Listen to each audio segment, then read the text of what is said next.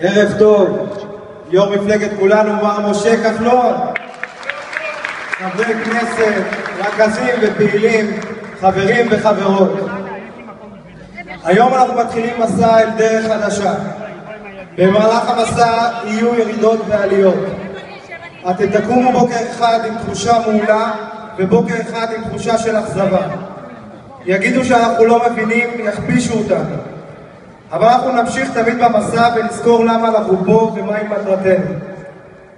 אלו היו דבריו של יו"ר מפלגת כולנו מר משה כחלון במפגש פעילים בתחילת הדרך.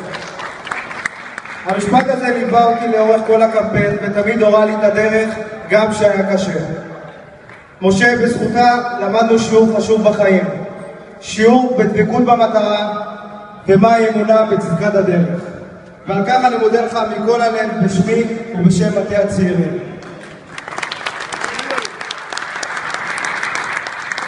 שאלו אותי לפני מספר ימים איך עבר עליי קמפיין, ואני עניתי ישר, בלי להתבלבל.